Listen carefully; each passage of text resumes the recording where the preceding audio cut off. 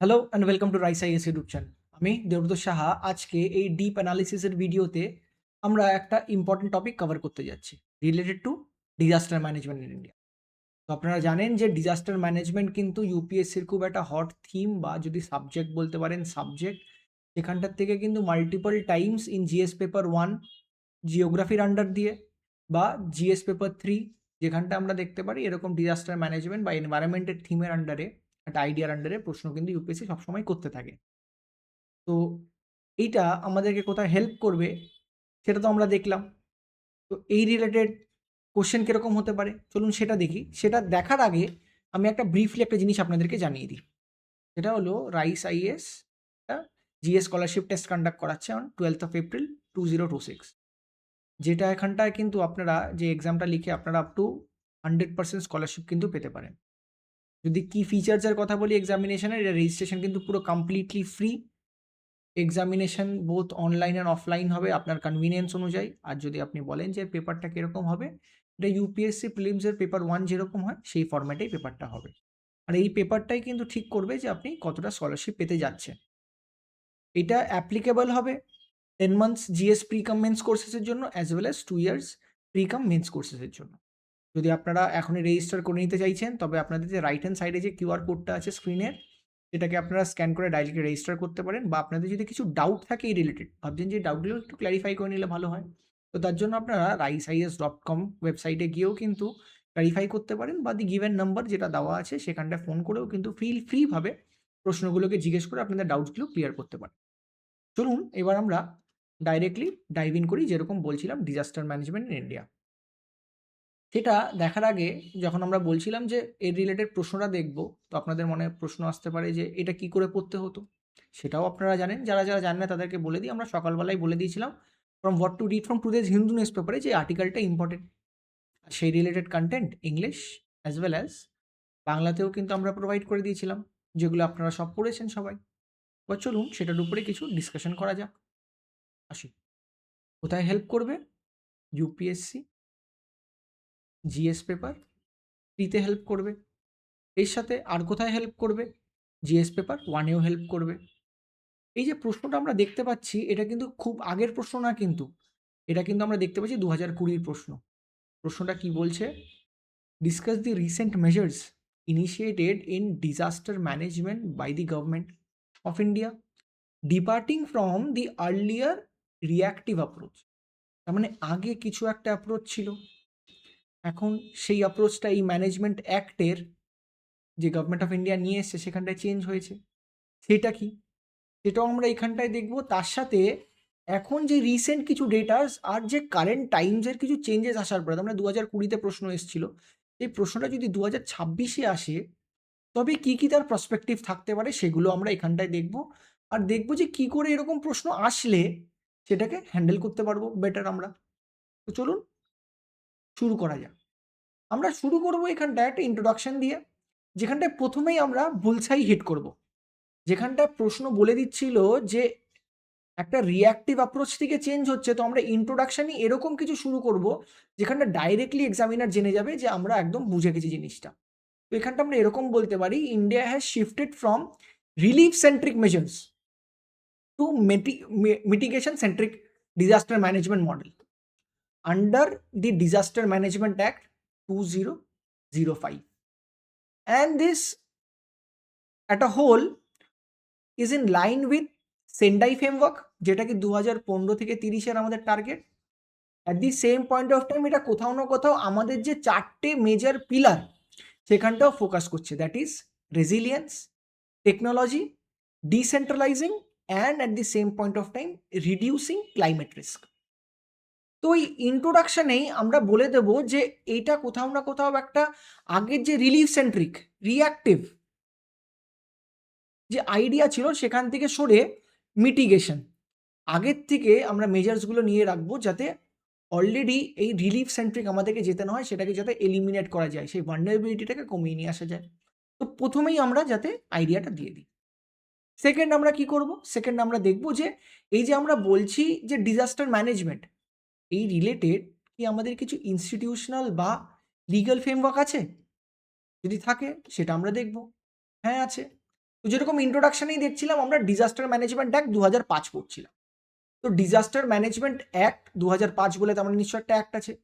সেই অ্যাক্টটা কি করছে? প্রথম কথা, সেটা একটা ক্লিয়ার ডেফিনেশন দিয়ে দিচ্ছে যে ডিজাস্টার কাকে বলে।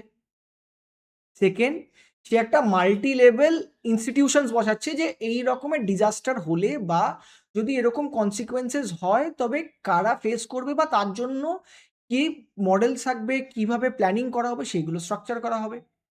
আর তার সাথে এইটা কোথাও না কোথাও আবার যে আমি বলছিলাম যে রিঅ্যাক্টিভ থেকে প্রোঅ্যাক্টিভ, যেটাকে আমরা বলি রিস্ক রিডাকশন, সেখানটায় ফোকাস করছে।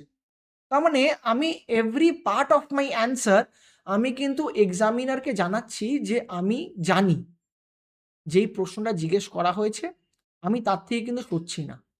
রিঅ্যাক্টিভ অ্যাপ্রোচ আমি প্রথমেও বললাম কি যে আমরা রিলিফ সেন্ট্রিক থেকে মিটিগেশন সেন্ট্রিক গেছি।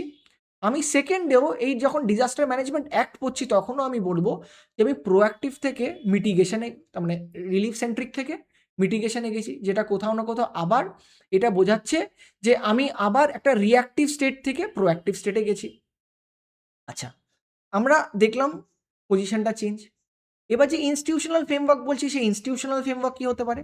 এই ইনস্টিটিউশনাল ফ্রেমওয়ার্ক 3 টায়ারে ভাগ করা। প্রথম টায়ারে আমরা দেখি ন্যাশনাল, যেটাকে আমরা বলি ন্যাশনাল ডিজাস্টার ম্যানেজমেন্ট অথরিটি। সেটার এই জায়গাটায় আপনারা দেখতে পাচ্ছেন প্রিলিমসের প্রসপেক্টিভ থেকে কিন্তু খুব ইম্পর্টেন্ট, যেখানটার হেডেড বাই হুম, এটা আগের পেজে হয়ে গেছে। চেয়ারম্যানকে সেটার, it is been chaired by honourable prime minister. এর মেজর রেসপন্সিবিলিটি বা কি রেসপন্সিবিলিটি কি? পলিসি আর গাইডলাইন্সগুলোকে ফ্রেম করা। তবে ন্যাশনাল যদি হয়ে যায় নেক্সট লাইন কি হবে? State, state disaster management authority. সেটাকে কে হেড করবে? ইয়েস ইউ আর রাইট, যদি উপরে পিএম অনারেবল পিএম হেড করে তবে প্রত্যেকটা স্টেটে অনারেবল সিএমসরা হেড করবে। এটার কাজ কি হবে? এটার কাজ হবে coordination and implementation of all this policies, যেটা কি ন্যাশনাল লেভেল বানিয়েছে। আর অ্যাট দি সেম টাইম যেগুলো স্ট্রাকচারাল নিডেড স্টেট স্পেসিফিক সেগুলো অ্যাড করা। অ্যান্ড অ্যাট লাস্ট যদি আমি দেখি district, district disaster management authority, এটাকে হেড করবে ইয়েস আপনারা ইন ফিউচার ডিএমসরা, ডিএমস বা কালেক্টরসরা। এনাদের কাজ কি হবে? এনাদের কাজ হবে গ্রাউন্ড লেভেল এক্সিকিউশন, যেটা এখানটায় মোস্টলি যে প্ল্যানিংটা করা হয়েছিল এখানটায় যেটা কোঅর্ডিনেট করা হয়েছে প্লাস কিছু অ্যাডিশনাল প্ল্যানিংস করা হয়েছে সেটাকে এখানটায় ইমপ্লিমেন্ট হবে। ইমপ্লিমেন্ট হয়ে অ্যাকচুয়ালিতে আমরা দেখব যে প্ল্যানিংটা হয়েছিল সেটা কি এফেক্ট আছে। ইনস্টিটিউশনাল পার্টটা দেখে নিলাম। আমরা দেখব এই রিলেটেড কিছু এজেন্সিজ আছে। প্রথম যে এজেন্সি সেটা হলো ন্যাশনাল এক্সিকিউটিভ কমিটি। এই এজেন্সির আবার কাজ কি? এই এজেন্সির কাজ হলো policy coordination, that is been chaired by honourable union home secretary. এটা কাকে অ্যাসিস্ট করে? এটা অ্যাসিস্ট করে হলো ন্যাশনাল ডিজাস্টার ম্যানেজমেন্ট অথরিটি।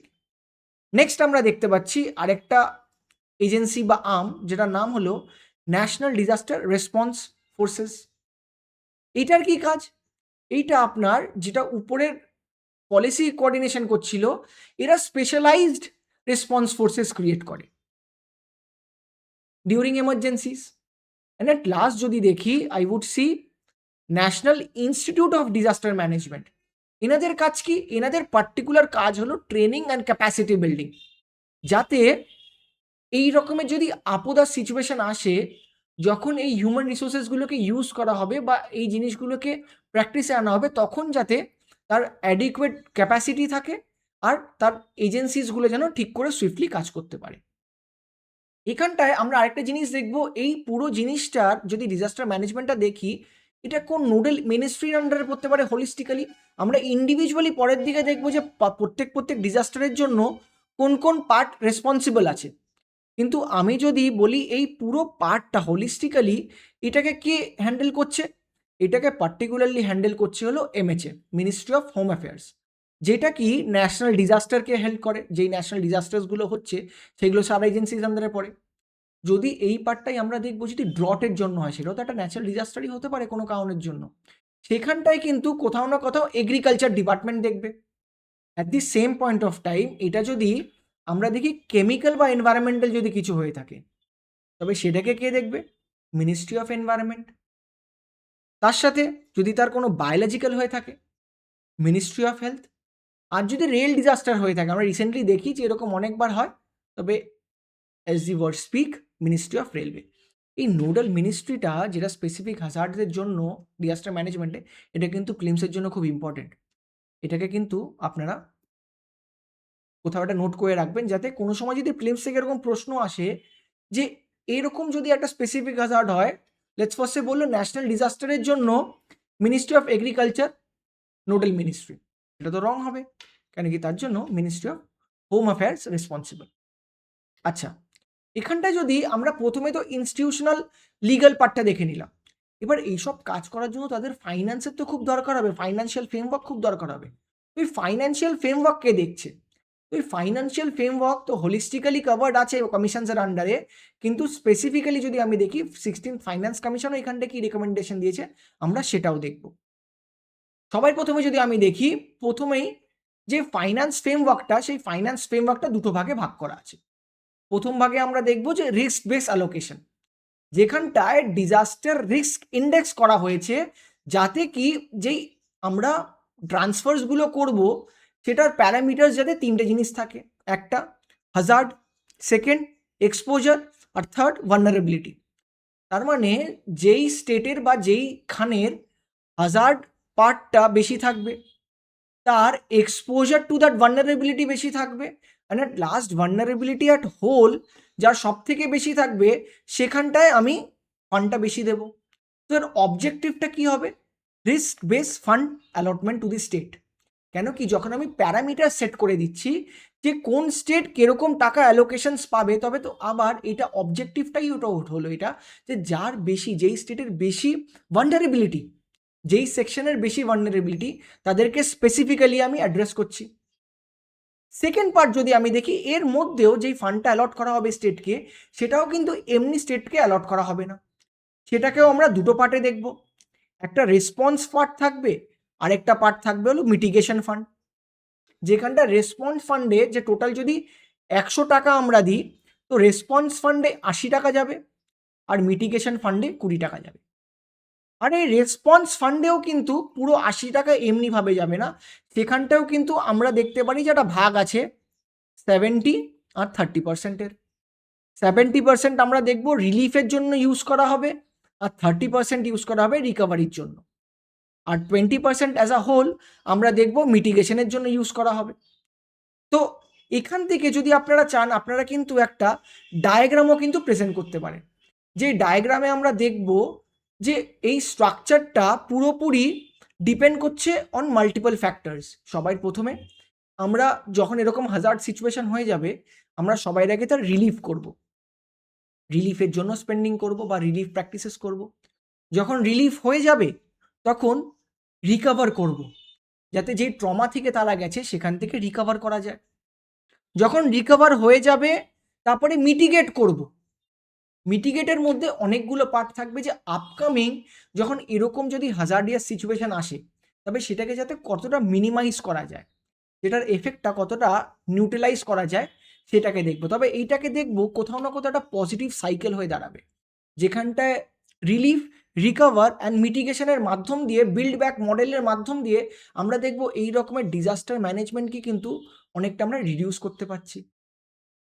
কিন্তু এর সাথে আমরা আরেকটা জিনিসও দেখব, যখন এরকম ক্রাইটেরিয়া অ্যাটাচ করা থাকবে, রিলিফ, রিকভার, মিটিগেশন, আমরা দেখব সেটা কোথাও না কোথাও ফিসকাল ফেডারেলিজমে কিন্তু একটা প্রেশার পড়বে, স্টেটকে কম্পেল করবে, যে স্টেটকে স্টেটের ডিরেক্টিভস দিয়ে দিচ্ছে বা অ্যাক্টে বলে দিচ্ছে এখানটাই স্পেন্ড করতে হবে। তো সেখানটা আমরা দেখব যে এইখানটা কোথাও না কোথাও একটা এরকম পার্ট আছে, যে স্টেট কিন্তু সবসময় রিলিফের দিকে বেশি ফান্ডটাকে ইউজ করতে চায়, প্রায়োরিটাইজ করতে যায় ওভার মিটিগেশন। দো মিটিগেশনের জন্য 20% আমরা অ্যালট করেছি, কিন্তু আমরা এটা দেখি যে স্টেট কিন্তু চায় পুরো টাকাটাই যাতে এই রিলিফ কেয়ারের মধ্যে ইউজ হয়। তো আবার এখানটা একটা কি ইস্যুস উঠে আসছে, যেখানে একটা ফেডারেলিজমের প্রবলেম হচ্ছে। তো এই ফেডারেলিজমের প্রবলেমটা কি জেনুইন নাকি কি না, সেটা তো আমরা চ্যালেঞ্জেসে দেখবো আর তার ওয়ে ফরওয়ার্ডে দেখবো। তার আগে চলুন আমরা দেখিনি কিছু মেজর ডিজাস্টার আমাদের ইন্ডিয়াতে কি কি আছে, যেখানটায় আমরা ক্যাটেগরিজ করি। এই ক্যাটেগরি আমরা মেনলি 3টে ভাগে ভাগ করব। প্রথম যদি আমরা দেখি হাইড্রোলজিক্যাল, যেখানটায় ফ্লাডস আর স্পেসিফিক্যালি আরবান ফ্লাডজিংয়ের কথা বলব, যেখানটা আমরা দেখতে পারো ডেটা স্পিক যে 12% of total area is prone to flood situation of Indian land mass. তো সেখানটা দাঁড়িয়ে যদি এক্সাম্পল দেখি, আমরা উত্তরাখণ্ডেও ফ্ল্যাশ ফ্লাড দেখতে পেরেছি at the same point of time. কলকাতাও কিন্তু কিছুদিন আগে, বেশি দিন কিন্তু হয়নি, আমরা দেখেছি। যদি এরকম হয়ে থাকে, এর মিটিগেশন সলিউশন কি হতে পারে? স্পনসিটি কনসেপ্ট, ভুবন পোর্টাল, ইসরো, যেটাকে ইউজ করে আমরা data, real time data collection করে আমরা যাতে আগের থেকে মিটিগেট করতে পারি। আমরা যদি সেকেন্ড দেখি, আমরা দেখবো যে আর্থকুয়েক অ্যান্ড ল্যান্ডস্লাইডও কিন্তু একটা মেজর প্রবলেম, কেন কি on and around 60% of our land is vulnerable to earthquake and landslide, around 60%, 59%। Specially তার মধ্যে থেকে এই জোন ভি, যেটাকে আমরা হিমালয়ান বেল্ট বলি, জোন 5 সরি, যেটাকে আমরা হিমালয়ান বেল্ট বলি, সেটা কিন্তু খুব বেশি প্রোন। তো যদি বেশি প্রোন থাকে, সেটা সলিউশন কি হবে, আবার মিটিগেশন কি হবে? আমরা একটা সিসমিক মাইক্রোজোনিং করি, ম্যাপিং করি। At the same point of time আমাদের যে এনশিয়েন্ট ইনফ্রাস্ট্রাকচার আছে, আর্কিটেকচার আছে, যেটাকে বলি কোটি বানাল আর্কিটেকচার, সেটাকেও যাতে আমরা ইউজ করি, যেটা কি ইন্ডিজিনিয়াস আমাদের যে এরকম আর্থকুইক রেজিস্ট্যান্ট যেই মডেলগুলো, আর্কিটেকচারসগুলো আছে, যাতে এই রকমের সিচুয়েশনস থেকে বাঁচতে পারি। And third and most complex would be heat waves and lightning, যেটাকে আমরা ক্লাইমেটোলজির আন্ডারে পড়ব। মাথায় রাখবেন, এইটা কিন্তু সব থেকে হাইয়েস্ট ফ্যাটালিটি আছে এই সেকশনের আন্ডারে, অ্যারাউন্ড 36%, যেটা কি আর কেউ না, আমরা দেখতে পারি এফেক্টেড বাকি দুটো জায়গায়, কিন্তু এখানটায় স্পেসিফিক্যালি 36% ডেথ কিন্তু একমাত্র এই ক্লাইমেটোলজি প্রবলেম থেকেই হয়। আপনি যদি ভাগ করে দেখেন, 100টা 3 ভাগে ভাগ করলে 33%, এ একাই 36% অ্যাকোয়ার করছে। তো অটোমেটিক্যালি আমি বলতে পারছি এ কিন্তু মেজরিটি আছে, এ হোল্ড করছে ডেথ। এটাকে মিটিগেট করার জন্য আমার কাছে সলিউশন কি থাকতে পারে? প্রথম solution, heat action plan. At the same point of time আমরা যেটা স্যাচেট, এখন আপনারা দেখেন ফোনে অনেক সময় আপনাদের আগের থেকে অ্যালার্ট চলে আসে, তো সেরকম SMS এর সেই অ্যালার্টস দিয়ে আমরা এই রকমের জিনিসগুলোকে মিটিগেট করতে পারি।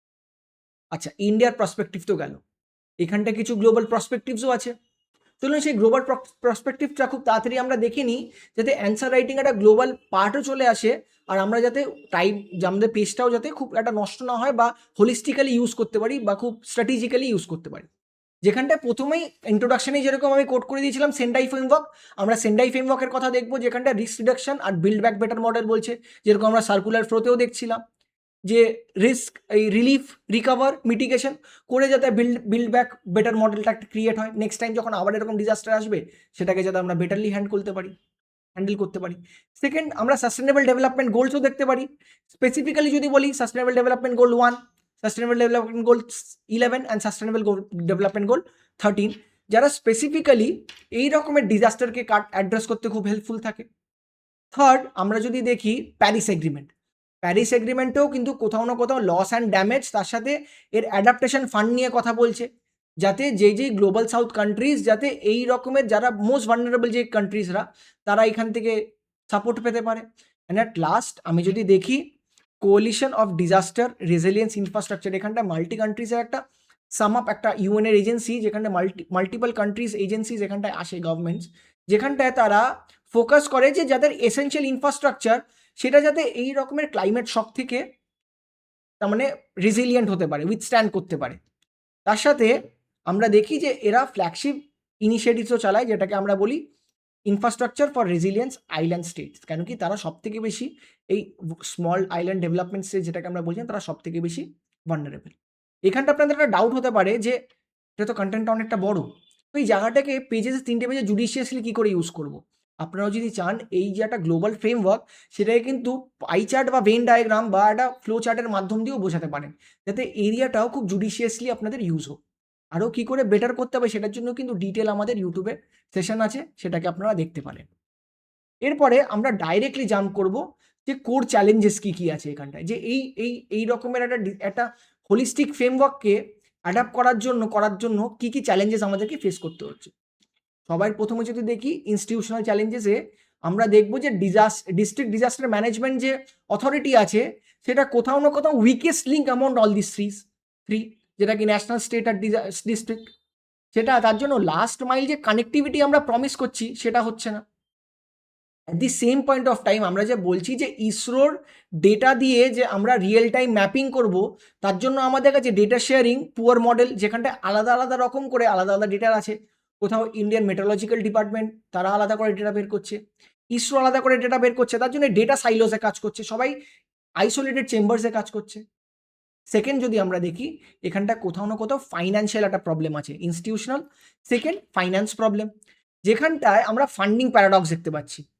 16 ফাইন্যান্স কমিশন যেখানটা টোটাল পপুলেশন আইডিয়াতে শিফট করেছে, আমরা দেখছি যেটা নিড অফ দি আওয়ার ছিল সেটা হলো ভালনারেবিলিটি, যে কতটা পপুলেশন আমার ভালনারেবল আছে, কত পার্সেন্টেজের, সেটা দেখা খুব দরকার। সেখানটায় 16 ফাইন্যান্স কমিশন তার জন্য কোনো ক্রাইটেরিয়া রাখেনি। উদাহরণ উড়িষ্যা, দো উড়িষ্যা কিন্তু খুব একটা vulnerable state for for this kind of disasters, কিন্তু তারা কিন্তু পপুলেশন কন্ট্রোল খুব সুন্দর করেছে, তার জন্য তারা ফান্ডও কম পাচ্ছে, কেন কি পপুলেশন কম আছে বলে। কিন্তু ওয়ারাস তারা কিন্তু সব থেকে বেশি ভালনারেবল স্টেট যদি দেখা যায়, one of the most vulnerable states among all other states. তো তার জন্য এখানটা একটা প্রবলেম হচ্ছে। সেকেন্ড, যেরকম প্রথমেই বলছিলাম ফিসকাল ফেডারেলিজমের প্রবলেম বলে একটা লেথার্জিক দেখা গেছে স্টেটসের মধ্যে, যে তারা এই মিটিগেশন ফান্ডটাকে ইউজ করছে না, তারা মোস্টলি এমফাসাইজ করছে রেসপন্স অ্যান্ড রিলিফ ফান্ডটাকে। থার্ড যদি আমি দেখি, এর সাথে একটা ইমার্জিং রিস্কও আছে, যেটাকে আমরা বলছি, যেরকম বলছিলাম ক্লাইমেটোলজি, যেটা কি emerging risk, heat waves, lightning, এইগুলো সাইলেন্ট কিলার। তার জন্য আমাদের এফিশিয়েন্ট ফ্রেমওয়ার্কস নেই, কোনো বাইলজ নেই, তার জন্য প্রপার কোনো ফ্রেমওয়ার্ক নেই। At the same point of time যে আরবান ফ্লাডিংয়ের জন্য যে স্পঞ্জ সিটিসগুলো আমরা ইকোসিস্টেমের কথা বলছি বা ওয়েটল্যান্ড, সেগুলো কোথাও না কোথাও হারিয়ে যাচ্ছে। তার জন্য আমরা রিসেন্ট ফ্লাডিংস দেখতে পাচ্ছি, আমরা তামিলনাড়ুতেও কিছু বছর আগে দেখেছি, এই বছর কলকাতাতেও দেখেছি, এই ক্লাউড বাস্টিংয়ের জন্য এই রকমের স্পঞ্জ এরিয়া নেই বলে। আমরা যদি ফোর্থ দেখি, আমি দেখব আমাদের ইনফ্রাস্ট্রাকচার কিন্তু কোথাও না কোথাও উইক আছে, যেরকম ডিউ টু আমাদের এই বিল্ডিং বাইলজ, কোথায় কোন জোনের মধ্যে কীরকম ডেভেলপমেন্ট হবে সেই মিউনিসিপ্যালিটি কিন্তু এটা ইনশিওর করা উচিত। আমরা দেখেছি এরকম অনেক ক্ষেত্রে কিন্তু মিউনিসিপ্যালিটি ইনশিওর করছে না বা লোকাল গভর্নেন্স ইনশিওর করছে না। At the same point of time যে সিসমিক কোডসগুলো আছে সেইগুলোকেও ইনশিওর করা হচ্ছে না। আর একবার যদি ডেভেলপ করে দেওয়া হয়, তার মেনটেনেন্সও প্রপার হচ্ছে না। তার জন্য কি হচ্ছে, সেই ইনফ্রাস্ট্রাকচারটা কোথাও না কোথাও ডিটোরিয়েট করছে। উদাহরণ এজিং ড্যামস অ্যান্ড এম্বাঙ্কমেন্ট, যেরকম মোল্লা পেরিয়ার যে কনসার্নটা ছিল সেখানটায়, যেটা ড্যাম ব্রেকফাল্টস, তার জন্য আমরা দেখতে পাচ্ছি। আমরা যদি লাস্ট দেখি, যেটা সোশিও ইকোনমিক কনসার্ন, আমরা দেখব যে এটা কোথাও না কোথাও যারা poor, the poorest of poor, তারা সব থেকে বেশি কিন্তু হাই রিস্কে, তারাই কিন্তু সব থেকে বেশি ভালনারেবল, কিন্তু তাদের জন্য স্পেসিফিক্যালি আমার কাছে কোনো সলিউশনস নেই। তারাই দেখবেন স্লামসে থাকছে, ফ্লাড প্লেন্সে থাকছে। আমরা রিসেন্টলিও যখন দেখেছিলাম মুসি রিভার ডেভেলপমেন্ট প্রজেক্ট যখন অ্যানাউন্স করা হয়েছিল, তার ফ্লাড প্লেন্সে যারা আছে তাদেরকে যখন রিঅ্যালটমেন্ট বা শিফটিংয়ের কথা বলছে, সেখানটায় গভর্নমেন্ট বলছে জিরো ফাইন্যান্স, এটার কোনো কস্ট নেই। তো তাদের যে কনসার্নটা, সেটা অনেক সময় গভর্নমেন্ট ওভারলুক করে যায়।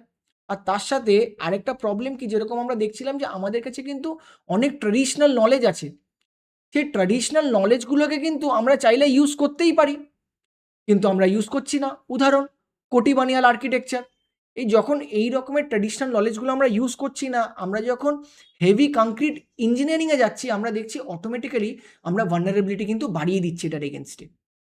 তো এর উপায় কী হওয়া উচিত, ওয়ে ফরওয়ার্ড কী হওয়া উচিত?